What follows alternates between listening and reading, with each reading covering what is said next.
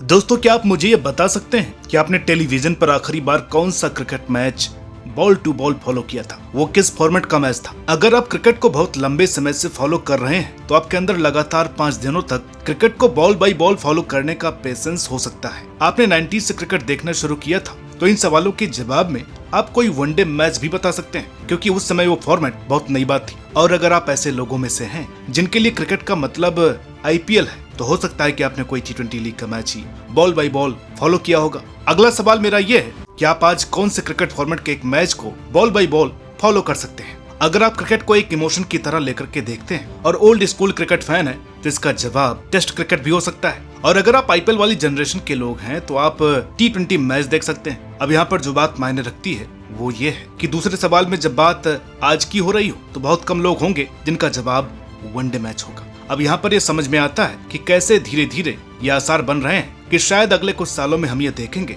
कि क्रिकेट से एक पूरा फॉर्मेट ही खत्म हो जाएगा, क्योंकि हर खेल की तरह क्रिकेट में भी वही सब कुछ सरवाइव कर सकता है जिसे लोग देखना चाहते हैं। और लोगों के लिए वनडे क्रिकेट प्रेडिक्टेबल और बोरिंग बन रही है, जिससे इस फॉर्मेट का समय सिमटता हुआ नजर आने लगा है। आज के इस वीडियो में हम वनडे फॉर्मेट की वर्तमान स्थिति और हालात के बारे में बताने वाले हैं, जिससे आपको इस फॉर्मेट का भविष्य और आने वाले समय में क्रिकेट किस तरफ चलने वाली है इसका अंदाजा हो जाएगा। दोस्तों, अगर मुझसे ODI क्रिकेट से जुड़ी सबसे अच्छी मेमोरीज के बारे में पूछा जाए तो बताने के लिए मेरे पास बहुत कुछ है। ऐसे ना जाने कितने ही मैच हैं, बहुत सारे मोमेंट्स हैं, इनिंग्स हैं और स्पेल्स हैं जो मैं आपको गिनवा सकता हूँ। लेकिन बात जब कोई एक वनडे सीरीज की आती है तो साल 2013 का साल याद आता है, जब भारत और ऑस्ट्रेलिया के बीच 7 मैचों की ऐतिहासिक वनडे सीरीज हुई थी। इस सीरीज को मुश्किल से 11 साल हुए हैं जब हम सब ये देख रहे हैं कि जिस फॉर्मेट के 7-7 मैच एक सीरीज में हुआ करते थे, उस फॉर्मेट में भारतीय टीम साल 2024 में सिर्फ 3 मैच ही खेलने वाली है। जी हाँ, आप सही सुन रहे हैं। भारत के ODI मैचों की संख्या इस साल के कैलेंडर में सिर्फ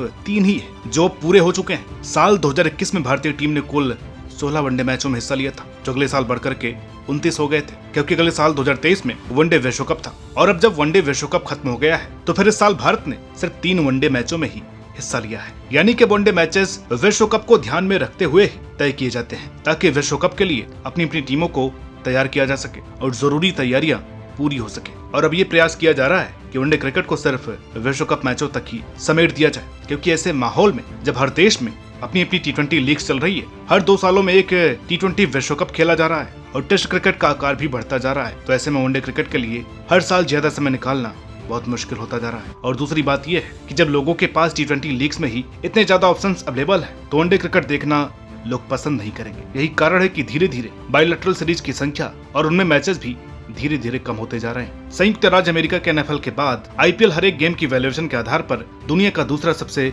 अमीर खेल टूर्नामेंट है। आज की तारीख में भारत के पास दुनिया की सबसे बड़ी और मजबूत T20 लीग IPL है, तो पाकिस्तान में भी अपनी एक अलग लीग चल रही है। इंग्लैंड में भी इस तरह के स्ट्रक्चर को तैयार किया जा रहा है, और यहाँ तक कि जो देश ICC की फुल मेंबर लिस्ट में भी नहीं है, उन्होंने भी अपनी अलग T20 लीग बनाई हुई है। साथ ही हम ये भी देखते आ रहे हैं कि IPL में मैचों की संख्या अब हर दूसरे साल बढ़ती जा रही है। T20 लीग्स को लेकर के जो विंडो ICC प्रोवाइड करती है वो अगले कुछ सालों में बढ़ने वाली है, और हो सकता है कि हम कुछ समय बाद ये सुने कि IPL के एक सीजन में 100 मैचेस खेले जाने वाले हैं। T20 लीग्स जिस तरह से पूरे क्रिकेट स्ट्रक्चर और सिस्टम को थ्रेट मिल रही है, उससे कोई फॉर्मेट पर ज्यादा असर न पड़े, इसलिए ICC और MCC को अलग अलग लोगों की तरफ से कुछ सुझाव भी मिले हैं। वनडे क्रिकेट को लेकर के भी सचिन तेंदुलकर से लेकर के रवि शास्त्री और मार्क निकोलस ने अपने अपने सुझाव दिए हैं। MCC ने वनडे क्रिकेट को लेकर के कुछ समय पहले कहा था कि साल 2027 विश्व कप के बाद वनडे फॉर्मेट में बायलैटरल सीरीज को खत्म कर देना चाहिए, यानी कि वनडे क्रिकेट को सिर्फ विश्व कप से लेकर विश्व कप तक ही सीमित कर देना चाहिए। रवि शास्त्री जैसे कुछ खिलाड़ियों का कहना है कि वनडे क्रिकेट को 50 से घटाकर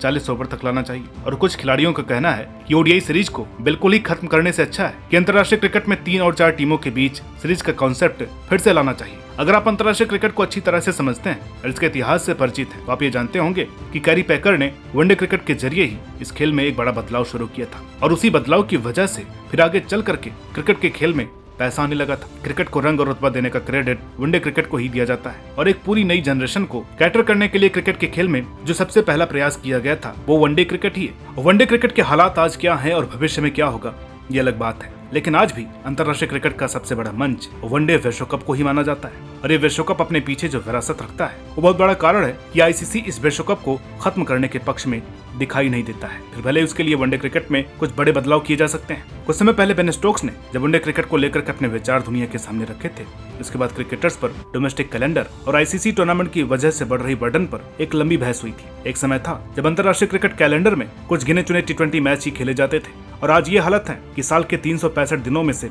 ज्यादातर महीनों में सिर्फ टी20 क्रिकेट ही खेली जाती है और क्रिकेटर्स पर छोटे से छोटे और बड़े से बड़े मंच पर परफॉर्म करने का जो प्रेशर बिल्ड होता है उसका असर हमने पिछले कुछ सालों में बहुत सी कहानियों में देखा है। वनडे क्रिकेट का जो स्ट्रक्चर आज हम देखते हैं और जिस तरह के नियमों के अंतर्गत इस फॉर्मेट के गेम्स खेले जाते हैं वो भी एक बहुत बड़ा कारण है जिसकी वजह से आज ये बहस चल रही है कि वनडे क्रिकेट को अब सीमित कर देना चाहिए। वनडे क्रिकेट अब एक तरह से प्रेडिक्टेबल बन गया है। पहले 10 ओवर में कौन किस तरह से खेलेगा, बीच के ओवर में क्या हो सकता है और आखिर में स्कोर कहां तक पहुंच जाएगा, इसका अनुमान लगाना अब उतना मुश्किल नहीं है जितना पहले हुआ करता था। आज जब हर दूसरा बल्लेबाज इस फॉर्मेट में 200 रन बना रहा है और कुछ टीमें 500 का टोटल खड़ा करने की बात करती हैं, तो ये पता चलता है कि इस फॉर्मेट में गेंदबाजों के लिए पहले की तरह सहूलियत नहीं रही है। अब आप ये कहेंगे कि ऐसा तो टी20 में भी नहीं है, तो हम कहेंगे कि टी20 क्रिकेट बना ही इस तरीके से कि इसको अगर बेचना है तो सिर्फ बल्लेबाजों के दम पर ही हो सकता है, लेकिन वनडे क्रिकेट के लिए ऐसा नहीं है। बेन स्टोक्स पर बात चल रही है तो आपको यह भी जानना चाहिए कि आज के समय में न्यूजीलैंड से लेकर भारत और लगभग हर टीम में कुछ बड़े खिलाड़ी हैं जो सिर्फ 1 या 2 फॉर्मेट्स में खेलना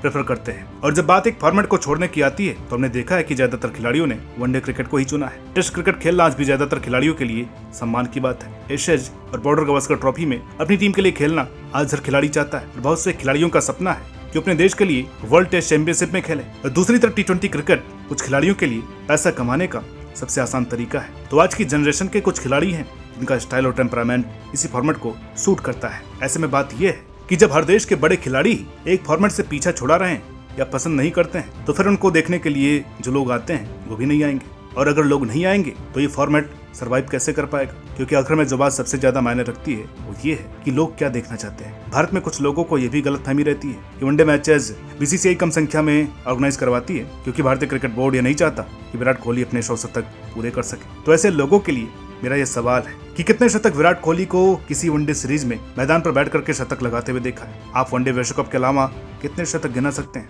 जो आपने देखे? मुझे पता है ऐसे बहुत कम मैचेज हैं जो आपको याद है, क्योंकि अगर ऐसा नहीं होता तो बीसीसीआई में इतने मूर्ख लोग तो बिल्कुल भी बैठे नहीं है जो विराट कोहली के रिकॉर्ड्स को बनने से रोकने के लिए अपना बड़ा रेवेन्यू दांव पर लगाने के लिए तैयार हो जाएंगे। आईसीसी, बीसीसीआई और एमसीसी से लेकर जो भी बड़ा बोर्ड आज क्रिकेट से जुड़ा हुआ है उसके लिए क्रिकेट सबसे पहली प्रायोरिटी है, क्योंकि इस खेल की वजह से सभी खिलाड़ियों को और इससे जुड़े लोगों को दुनिया जानती है। इस खेल को बचाना और आगे बढ़ाना सबसे ज्यादा महत्वपूर्ण है। एक खिलाड़ी और कोई रिकॉर्ड इस खेल से बड़ा नहीं हो सकता है। और अब जब अंतर्राष्ट्रीय क्रिकेट में यह बातचीत चल रही है कि किसी एक फॉर्मेट को सीमित करना चाहिए या फिर पूरी तरह से खत्म कर देना चाहिए, तो ये सब कुछ सिर्फ इसलिए हो रहा है ताकि बाकी क्रिकेट बची रह सके। क्रिकेट का भविष्य टी20 लीग्स है और हो सकता है कि हम अगले कुछ सालों में दुनिया भर की सभी टी20 लीग्स में भारतीय खिलाड़ियों को खेलते हुए देख सकते हैं, जिससे सभी क्रिकेट लीग्स का आकार और रुतबा बढ़ने ही वाला है। हम कुछ सालों बाद क्रिकेट को ओलंपिक के मंच पर भी देखने वाले हैं और वहां से जो ऑडियंस इस खेल को मिलेगी उसको कैटर करने के लिए भी टी20 क्रिकेट को फैलाना जरूरी है। इसलिए जरूरी है कि किसी एक फॉर्मेट को छोड़ने पर विचार किया जाए।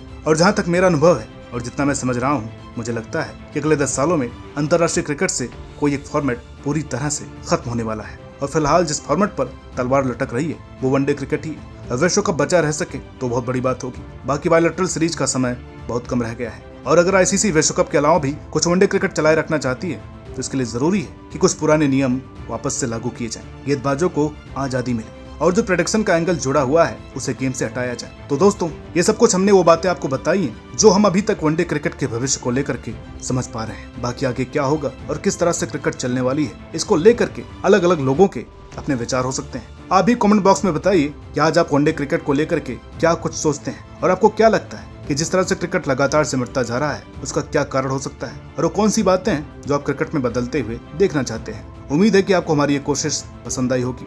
आज के इस वीडियो में इतना ही। मिलता है आपसे अगली वीडियो में, तब तक के लिए नमस्कार।